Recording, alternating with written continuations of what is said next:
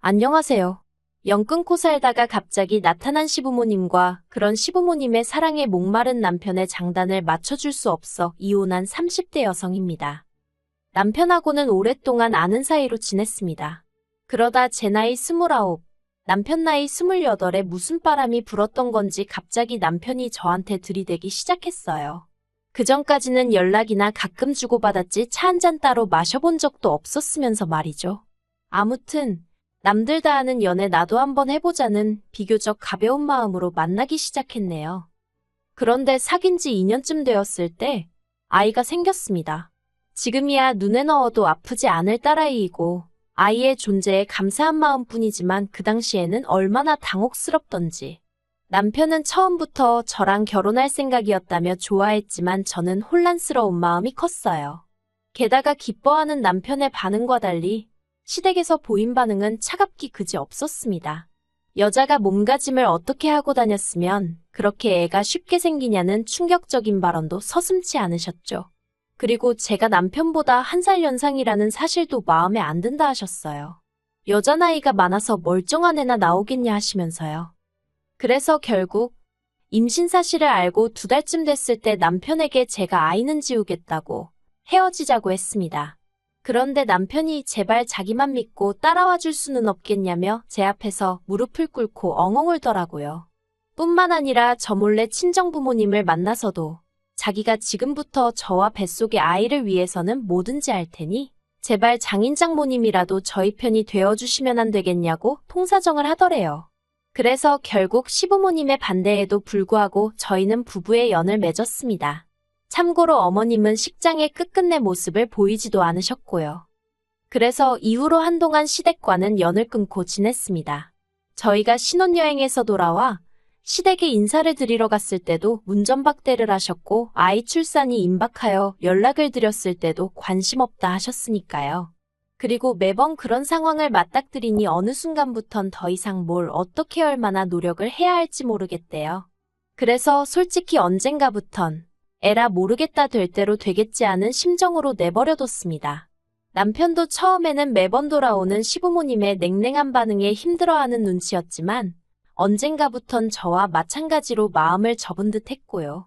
그리고 까놓고 말해서 시부모님의 부재에도 불구하고 저희 일상에는 아무런 지장이 없었던 게 사실이에요.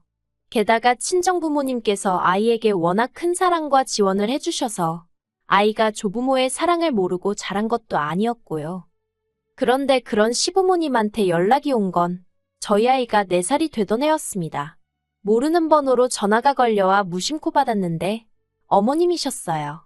목소리 들은 지가 워낙에 오래돼 처음엔 누군지 감도 안 오대요. 그런데 어머님이 스스로 누구누구 엄마라고 소리를 빽 지르시고 나서야 아 어머님이시구나 싶었죠.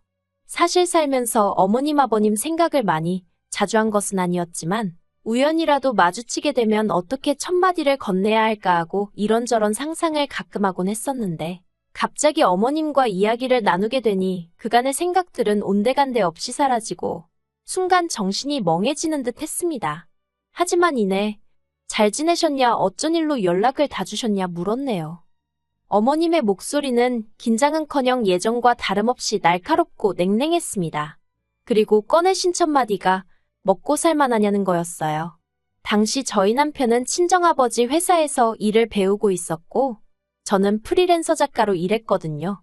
벌이는 둘이 먹고 사는 데는 충분한 수준이었고요. 그래서 제가 나쁘지 않아요라고 대답을 했더니 어머님은 잘났다 하시며 빈정거리시는 거예요. 정말 변한 게 하나도 없으셨지요. 그리고 며칠 뒤 어머님한테 또다시 연락이 왔습니다. 그리고 그 내용은 간단명료했어요. 이제껏 아주버님이 생활비를 주셨는데 이제 못 준다고 하니 저희더러 내놓으라고요. 지난 몇 년 동안 형 혼자 자식 노릇하느라 고생했으니 이젠 네가 좀 해야 하지 않겠냐는 거였죠. 남편은 마음이 복잡해 보였습니다. 몇 년 만에 연락을 해온 시부모님이 고작 돈 때문에 연락을 했다는 사실에 충격을 받은 것 같기도 했고 한편으론 그런 시부모님이 안쓰러운 모양이었어요. 하지만 제가 무슨 말을 어떻게 해줘야 할지 도통 감이 오질 않았습니다. 아무 일도 없었던 듯이 어머님과 웃으며 잘 지낼 자신도 없었고 심란해하는 남편을 달래줄 만큼 제가 통이 큰 사람도 아니었거든요. 그래서 어느 쪽으로든 남편이 생각이 정리되면 말을 하겠지 하고는 기다렸어요. 그랬더니 한 일주일 만에 한다는 말이 자기도 남들처럼 지내고 싶답니다. 제가 친정 식구들과 잘 지내는 것처럼 자기도 그렇게 지내고 싶다고요. 그리고 저는 그 말이 마치 부모님 생활비를 보태드리고 싶다로 들렸던 게 사실이에요. 그래서 그러라 했습니다. 당신이 해드리고 싶은 대로 해드리라고요. 솔직히 저를 반대하시던 어머님의 표정, 말투 그리고 그날의 공기까지 잊은 줄 알았는데, 잊고 살고 있다고 생각했는데 어머님하고 통화를 하는 순간 모든 게 되살아났거든요. 그러면서 마음이 무척이나 괴로웠죠. 하지만 그런 건 저 혼자 감당하기로 하고 남편 마음이라도 편하게 해주자. 결국 그렇게 제 나름대로 남편에게 양보하고 배려를 했던 겁니다. 그래서 시댁하고 왕래를 하고 살게 된 거죠. 하지만 없는 거나 마찬가지였던 시댁이라 그런 건지 날이 갈수록 힘에 부친다는 게 어떤 건지 실감이 나더라고요. 특히나 어머님 아버님은 물론이고 아주버님까지 이런저런 부탁을 해올 때면 정말 내가 이런 것까지 들어줘야 하나 싶을 정도로요. 한편 저희 부부는 처음 결혼할 때는 아파트에 살았지만 얼마 지나지 않아 주택으로 이사를 했습니다. 이사를 하게 된 이유는 여러 가지가 있었지만 일단 딸애가 아토피가 있었고 남편이 다니던 회사에서 해고를 당했거든요. 그런데 업계가 워낙 좁다 보니 소문도 좋질 않아서 재취업이 쉽지가 않대요. 그리고 그 사실을 알게 되신 친정아버지가 남편을 거둬주셨습니다. 그리고 친정아버지가 운영하시던 공장은 서울에 있지 않았거든요. 그래서 친정아버지 공장에서 멀지 않으면서 아이가 자라기에 불편하지 않을 정도의 동네를 골라 작은 집을 지었습니다. 2층짜리 주택으로 손녀를 위한 거라며 친정아버지가 목돈을 보태주셨고 이후로는 벽지 하나 장판 하나 제 손길이 미치지 않은 곳이 없었을 만큼 공을 들여 지은 집이었지요. 그런데 어머님과의 연락 이후로 얼마간 흘렀을 때였어요. 어머님이 대뜸 집은 언제 보여줄 거냐 물으셨는데 솔직히 저는 집까지 공개할 만큼은 마음의 준비가 되어 있지 않은 상황이었거든요. 하지만 남편은 달랐던 모양입니다. 뭐랄까, 나름대로 인정을 받고 싶은 눈치였죠. 그리고 그래서인지 남편은 우리가 얼마나 열심히 살았는지 보란듯이 보여주자면서 저를 설득하려 들대요. 그리고 결국 그렇게 시부모님이 저희 집에 오셨습니다. 아주버님네 식구들까지 전부 다 대동하고 말이에요. 그런데 어쩜 아무리 아들 집이라지만 엄연히 남의 집인데 그래도 그렇지 누구 한 명 뭐 하나 사들고 온 사람이 없었습니다. 저는 그래도 나름대로 시댁 식구들이 온다는 생각에 마음이 쓰여서 이것저것 음식도 만들어두고 한 상황이었는데 말이죠. 게다가 다들 짝이라도 한 건지 빈손으로 와서는 집안은 또 어찌나 꼼꼼히 둘러보는지 누가 보면 저희 집 사러 온 줄 알겠더라니까요. 그래도 좋은 게 좋은 거다 생각하고 싫은 티 내지 않고 있었어요. 그리고 식사를 하면서 이런저런 이야기를 나누게 되었는데요. 어머님이 대뜸 이 집은 누가 샀냐, 누구 명의로 되어 있냐 그런 걸 물어보시더라고요.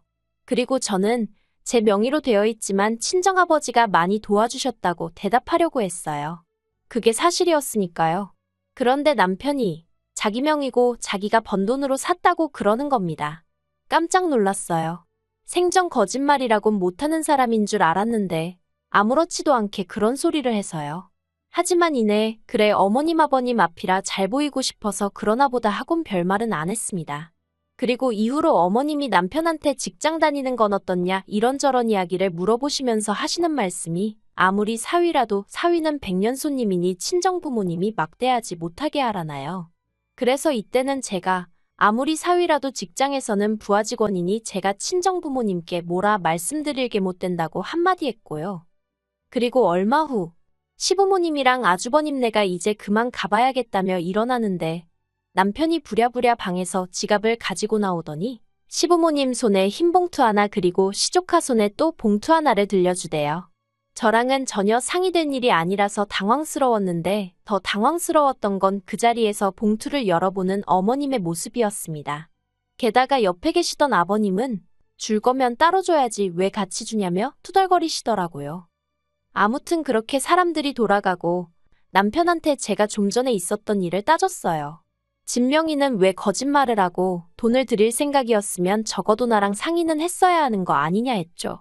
그랬더니 남편이 하는 말이 몇 년 만에 연락된 가족들인데 아들이 자기 명의로 된 집 하나 없다고 하면 얼마나 한심하게 보겠냐입니다. 그리고 용돈은 몇 년 동안 자식 노릇도 못했는데 한 번 드릴 수도 있는 거지 뭘 그런 걸 따지냐고요. 어이가 없었죠. 그래서 오늘 온 사람들 중 휴지알롤 사온 사람도 없고 우리 딸한테 말 한마디 이쁘다 귀엽다 해준 사람도 없었다. 그런데 왜 우리만 이렇게 납작 엎드려야 하냐고 화를 냈어요. 그리고 제가 남편더러 그렇게 우리 친정부모님한테 도움을 많이 받으면서도 당신이 언제 먼저 선뜻 용돈 한 번 드려봤냐 따졌습니다. 그래놓고는 시부모님한테는 그동안 뭐 자식 노릇을 못해? 당신이 우리 부모님한테는 자식 노릇한 적 있어? 하니까 자기도 좀 그랬는지 더는 말은 안 하더라고요. 그리고 그때 솔직히 왕래고나 바리고 못한다고 할 걸 안 한다고 할 걸. 그런 생각이 들어서 후회를 많이 했어요. 제가 바랬던 건 남편이 가족 문제에 있어서 마음이 편해졌으면 하는 것뿐이었는데 이건 뭐 시작부터 하는 짓이 등신마냥 끌려다니게 생겼구나 싶었거든요. 그래서 남편더러 시댁하고 왕래를 하뭐라든 당신이 알아서 하라고 했습니다. 나는 사람들이 말하는 며느리돌이 딱 거기까지만 하겠다 했죠. 그래서 이후로 1년은 시부모님 생신이나 명절처럼 나름대로 제 얼굴을 비춰야 하는 때가 아니면 남편만 보내고 그랬어요. 그리고 이것도 나름대로 서운했던 게 그런 와중에도 절대로 남편한테 애라도 데려오란 말씀을 안 하셨다는 겁니다. 며느리는 미워도 손녀는 예뻐해 주셔야 하는 거 아닌가요? 그래도 당신들 핏줄인데 말이에요. 그런데 정말 시쳇말로 얄짤없으시대요. 그러니 더더욱 시부모님에 대한 마음이 안 좋아졌던 게 사실입니다. 그런데 이런 와중에 정말 저희 시부모님이 생각이 없으신 건지 속이 없으신 건지 기도 한 차는 말씀을 하시더라고요. 얼마 안 있으면 당신들 사시는 집 전세 계약이 끝나는데 그러면 저희랑 같이 살아야겠다고 남편한테 그러시더랍니다. 그리고 남편은 이 이야기를 전하면서 2층에 방 하나 남으니까 거기로 오시라고 하면 어떨까 하는데 이건 뭐 어이가 없는 정도가 아니라 당장이라도 입에서 쌍욕이 튀어나올 것 같더라니까요. 그래서 제가 오시긴 어디로 쉬냐고 안 된다고 했어요. 내가 딱 기본만 하겠다고 하지 않았냐고, 그런데 무슨 합가냐고 그렇게 못한다 했죠. 그랬더니 남편이 그러면 어떡하냐는 거예요. 시부모님은 이 집이 자기 명의로 된 자기 집인 줄 아시니까 그렇게 말씀하신 건데 거기다 대고 뭐라고 하냐면서요. 그래서 제가 잘못 말씀드렸다고 솔직히 털어놓으라 했습니다. 그때는 그냥 말이 헛나온 거고 실은 와이프 명이다. 거기다 장인어른이 엄청나게 보태주셔서 내가 말할 처지가 못 된다 하라고요.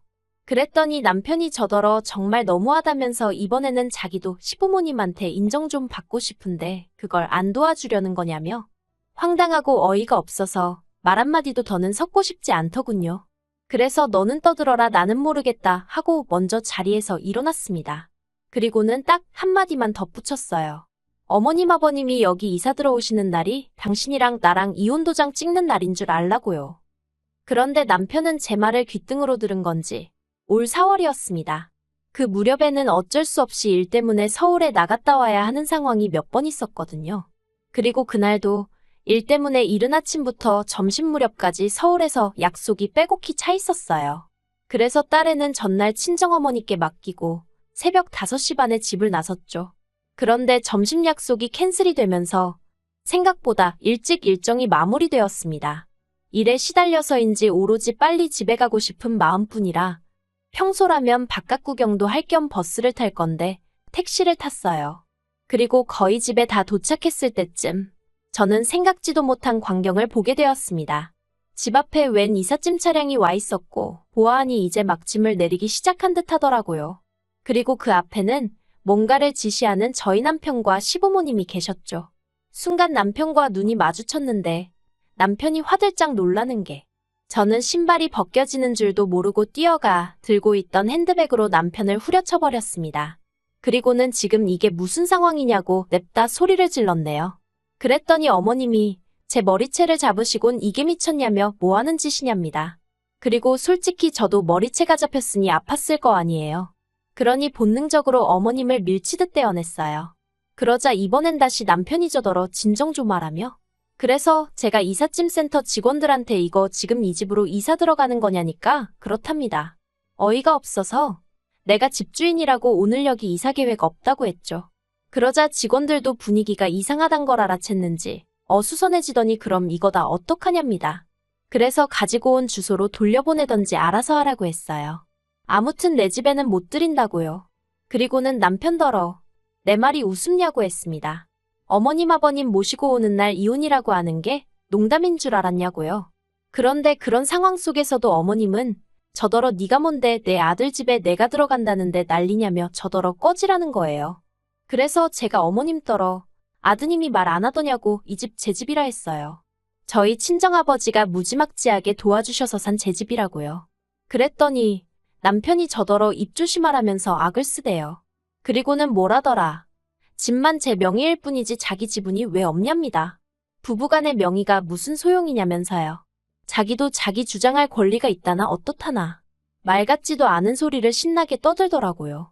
그래서 또 너는 떠들어라 하고 내버려두곤 대문 잠궈버렸어요. 그리고는 경찰 부르기 전에 전부 다 눈앞에서 사라지라 했죠. 그런데 이후로 어머님 아버님은 결국 그 짐을 다 싣고 아주버님네로 가셨는데 이제 아주버님 처 그러니까 형님이 난리가 났던 모양이에요.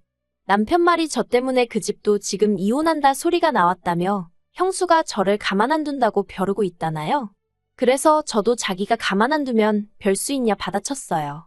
그러자 남편이 한다는 말이 언제까지 어머님 아버님한테 그렇게 꽁에 있을 거냐입니다. 세월도 흘렀고 이제 우리도 자식돌이 하면서 살아야 할 것 아니냐면서. 그래서 받은 사랑이 없는데 도리는 못하러 해야 하는지 모르겠다고 했네요. 막말로 당신이야 어머님 아버님이 낳아주고 키워주시기라도 했지. 나는 돈 1,000원 받아본 것도 없고 그렇다고 며느리로 인정을 받은 것도 아닌데 내가 이제 와서 뭐가 아쉽다고 그러겠느냐고요. 그리고는 남편더러 그렇게 아들 노릇하고 싶으면 내 남편 노릇, 당신 딸 아빠 노릇은 포기하라니까. 그러겠답니다. 솔직히 이때는 저도 충격이 컸어요. 남편 노릇이야 홧김에 때려친다 해도 어떻게 아빠 노릇도 그만두겠다고 하는 건지. 하지만 뭐 늦게라도 효자 아들이 되고 싶다는데 제가 무슨 수로 말리나 싶대요. 그래서 깔끔하게 협의 이혼했고 모든 게 마무리가 되자 친정아버지가 남편을 해고하셨습니다. 남편이 저희 아버지더러 장인어른은 공과사도 구분을 못하시냐 악을 썼는데 저희 친정아버지가 공과사고나 바리고 내 딸 가슴에 대못질한 놈한테는 10원짜리 하나도 아깝다며 막말로 너가 무슨 잘난 인재도 아닌데 내가 너깟 거를 왜 데리고 있어야 하냐고 듣자 하니 아주 자존심을 갈기갈기 찢어놓으셨더라고요. 어휴, 이제 지 밥벌이도 못할 텐데 효자 노릇은 무슨 수로 하려나 궁금하네요.